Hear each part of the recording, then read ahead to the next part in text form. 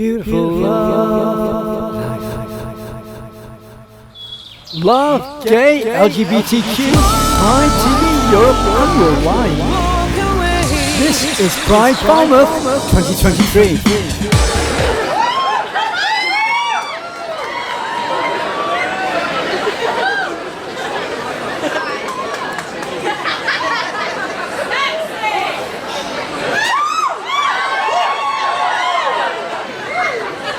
Your first job is to guess whether that was coffee or vodka I just necked.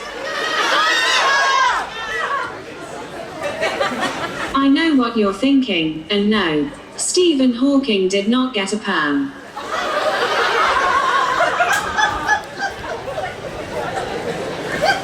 Happy Pride, darlings. Are we all having a good time so far?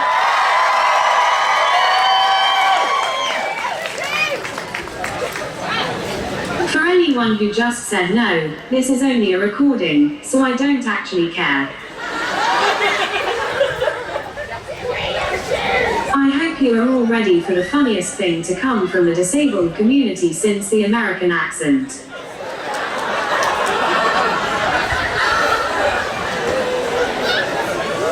I make only one request of you today. If you do decide to throw things at me in disgust, just make sure it's nothing that will clog up my mobility scooter's wheels, as I've got to drunk drive myself all the way back to Bude after this gig. Isn't she fabulous? Her full name is Barbara the Cripple Carriage, but to you she is to be addressed as Miss Carriage.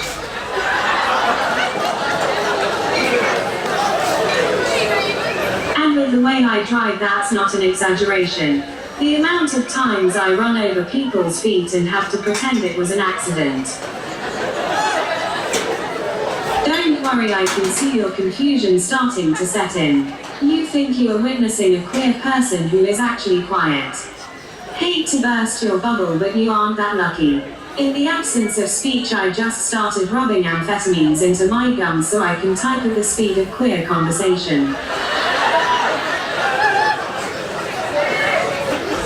People often assume that because I can't speak, I am also deaf. And have you noticed how stupidly ironic people are when talking to someone they think is deaf? They start to whisper what they're saying. Yes, whispering is really gonna help a deaf person. It's like playing Guess Who with the person the other side of your bed on a Sunday morning. Utterly pointless. The main piece of trouble I find with recording my text-to-speech comedy over time as new jokes come in. Google Speech Services changes the voice on this phone even more often than Aunt Flo changes her tampon, which just makes it sound as if I had multiple personalities. No matter how many updates they do, it still just makes this sound like 50 Shades of passive-aggressive. They would make me Employee of the Year in a Karen's diner. I've had people telling me to get my material onto TikTok. Hell no, all those idiots do nothing but come for my culture, as they use text-to-speech to narrate the most mundane and boring things in the day-to-day lives. You think I want people to associate my content with some basic hipster named Alice, making yet another congratulatory video of her dog pooing in the garden? I really love to freak my housemate out in any way possible. My latest trick is when I use this app to tell Alexa what to play on the Fire TV. This was very poignant as I used a machine to tell another machine to play the latest episode of Robot Wars. I am determined to replace Alexa in all middle-class homes someday. Alexa, play Pavarotti. I shall play Work Bitch by Britney Spears and you will bloody like it.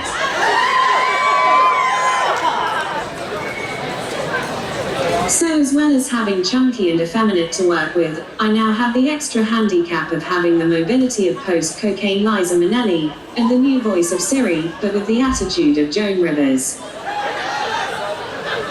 I went from being a performer who never needed sleep, to becoming a muted Elton John, with added sedatives.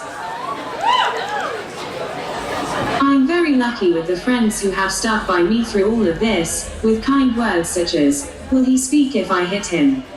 Yes, because I went from being a singer, to being baby Annabelle with a drinking problem just for your amusement. I can imagine you as one of those talking teddy bears.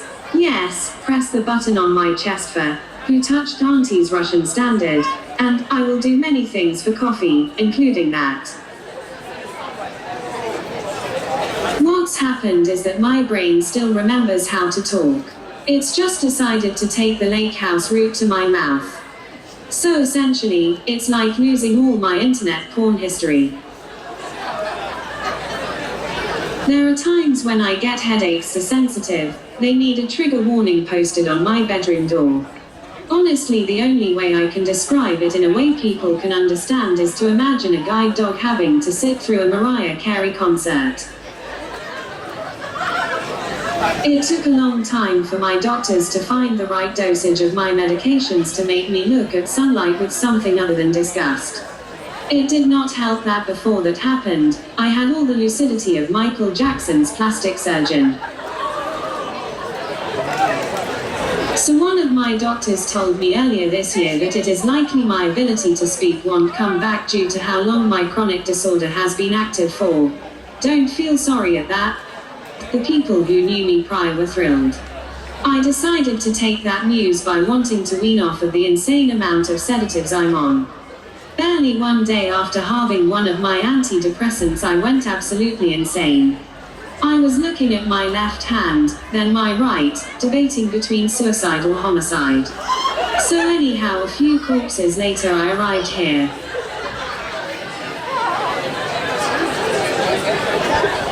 I think I now know what cats are feeling as they decide to eat every object they can off of shelves and tables. I tell my housemate this news when he gets home from work. Never have I heard a sigh of relief be so prolonged and dramatic. You would think my doctor just achieved world peace with a sigh that massive.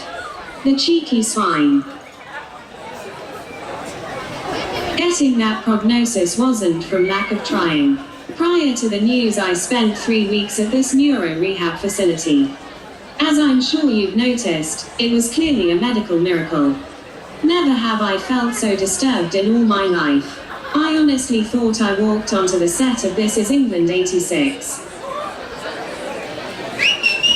Every time you passed by someone, there was the awkward superficial laugh British people always do when we pass each other in corridors, open doors, or even just for the hell of it. Finished dinner first, we laughed. Get up to head back to your room, we laughed. Turns out someone dropping their panic alarm was not a time to laugh. Wish someone had told me that before I entered the disabled Big Brother house. It was called an intensive rehab course, but to be honest, even tantric sex is more intense than that. Only reason I know this is because tantric is the only speed I can go these days. Thanks to the tremors in my hands, there are a lot of things that aren't a good idea for me to attempt often. For example, if you received a birthday card from me, you would think it was written by a seismometer. The same goes for my friends who have been stupid enough to hand their phone to me so I can take a picture of them. With shapes like mine, you may as well be getting a smear test from Bob Ross. It's amusing on the odd instance that I receive letters from the DWP asking if I'm fit for work. It's hilarious that they don't consider me being this beautifully decrepit as a full-time job. Could you even imagine my corpse working under strip lighting? It would be like when a zookeeper finally catches their endangered species going at it. Fascinating to watch for a while, but you go home feeling dirty. Have you ever seen someone with a tremor trying to get by in an office job? It takes far more dexterity than you would think. Pens, paper clips. Watching me trying to put a piece of paper into a collar pocket is like watching a straight man trying to find the clitoris. Never gonna happen. You ever wondered how mutes make phone calls? We have to use a text-to-speech relay service to call a bank or government phone line. Sitting through that hold music is infinitely more embarrassing when you know there is an assistant having to sit and listen to it with you. And you never know what tone of hold music you have to endure till it happens. I was sat on hold to Barclays the other day and those tunes are insanely predatory. It's like having Pennywise the Clown work the DJ deck at a wedding. I read an article recently about how on average, disabled people need to spend around £550 more a month in living costs. And that's why when we can't work we receive something called personal independence payment from the government. I can tell you it comes in handy cause it really ain't cheap to be disabled. People don't think about the things like mobility scooter maintenance, transport and other ways to get out of the house. And most importantly, wine. By God there is so much wine. We couldn't afford to daytime drink without that lifeline. I think some people after a while forget how hard it is to get into a relationship these days. Especially when everything is done over the internet. A lot of people ask me, am I in a relationship? Have I found love? Do I finally have a love life again? I can save you all a lot of time in the future. When was the last time you saw a gay man with both a healthy sex life and long nails? Gonna give the men in the audience a moment to think about that. I also love it when you get the random people ask, am I the man or the woman in a relationship? I know such pedestrian terms, but I would say based on stereotypes alone, I am the man, not because I like to talk, and definitely not for my clearly abundant masculinity, but because I have the innate ability to shut down physically, emotionally, and intellectually at the first sign of confrontation until the danger of my partner's rage has passed. Dating in the gay world is complicated when you want a relationship, but you are not yet confident for a man to see you with all the social aptitude of Helen Keller at a spelling bee. I've had so many friends telling me just to have one-night stands. I would, but I had my homo run during my youth, so I grew bored of that life. If only they had a stamp system on dating apps, I would have been checking them off like an incredibly My pickup lines have changed with my current circumstances. Nowadays I will just casually flash my blue badges out across the table and say, you could park anywhere. I'm still hot in my own right. Granted that's more like last rites, but that's besides the point. This condition is quite a fun attribute to have at times. I could blast someone in a pub for no reason, and still have people call me brave just for leaving the house. I say I don't abuse this power, but how could I not? You often find that when people dehumanize or marginalize you due to a communication difficulty, you move over to society's peripheral vision. So hell yes, I work my blue badges at every opportunity. I will park in your driveway, I will park on those yellow lines, I will run over your pets. Why? Because I have a blue badge. Thanks for watching, darlings. Whilst writing and developing this show, I always had to ask myself, what's the best way to communicate what my life is like since becoming a disabled person in the queer community?